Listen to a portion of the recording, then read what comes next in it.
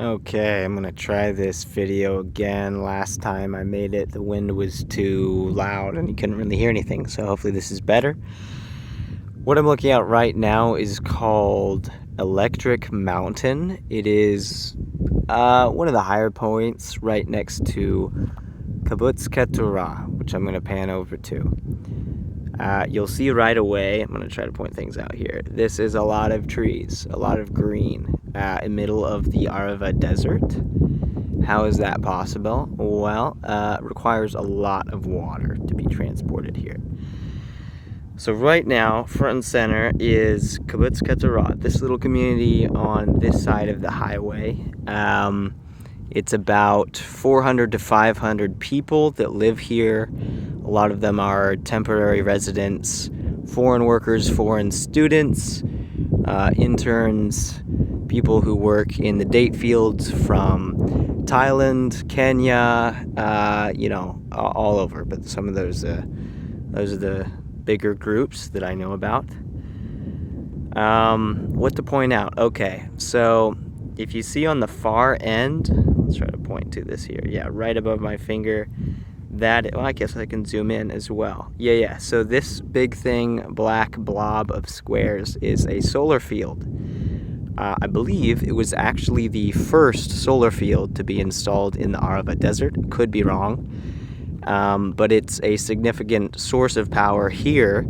As you can see, the sun is plenty and other things may be scarce. They actually add to the grid. They contribute more power to the grid for the Arava Valley than they use up. I believe the government pays them for that extra energy. Also in here, so the corner of this, far end, can I point to this? Yeah, right about, oops, let's not do that. So here on the end is the Arava Institute campus. It's only a few dorm buildings. I think it's about two larger buildings and two caravans, temporary smaller buildings is what they call them, caravans. Our Arava Institute is about 40 students and interns, and that's where I'm living. You can see kind of on the far end, there's another field of black and some buildings that look industrial. That is industry. That is actually like a bacteria technology thing. I don't even remember what exactly it is, so I'm not going to make anything up. And then the rest of this area is like kibbutz buildings, the dining hall, living area. It's a cool place. It's pretty chill. Alright, so across the highway, those are date trees. Lots and lots of date trees. I've been told by the experts here that the date trees, one date tree in one day takes a cubic meter of water. 1 cubic meter per date tree. There are thousands of date trees over here. This is one of arguably the best dates in the world, actually, depending on who you ask. So that's intense. Where does this water come from? Well, it is both piped in from the national network of the Israel water carrier, and a lot of it is pumped straight from the aquifers, the groundwater below the surface here. However, that groundwater is running out rapidly, and so that's one of the key issues here if this place is really going to be sustainable. What else should I point out? We are just kilometers away from the country of Jordan. It is literally that mountain range over there. The border is in this valley between us somewhere.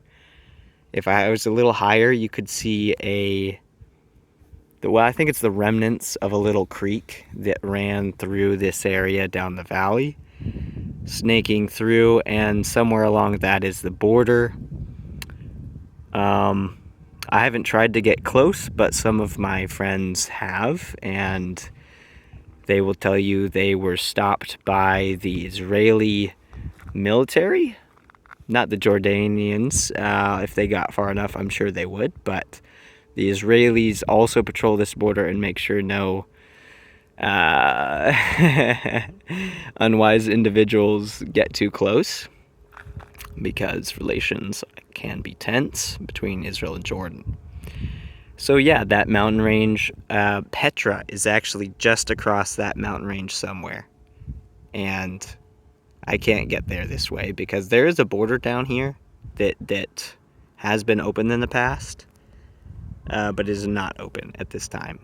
Well, I think it is if you're like a diplomat, or if you have a few days to sit through paperwork and about, I don't know, at least a half a day to sit at the border. But otherwise, you have to go way north.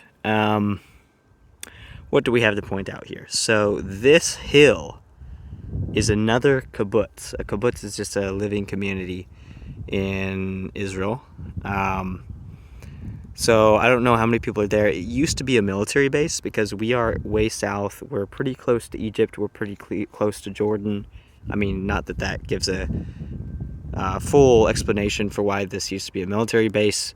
There's military bases all over the country, both in Israel and the West Bank.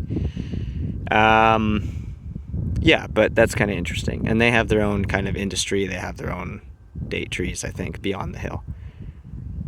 So yeah, this is a pretty unique place. Geographically, politically, ecologically. It's a very dry desert. It only rains maybe a couple times a year here. So we're looking south now. If you go drive like 45 minutes, you will get to the border with, well, Jordan's just over there.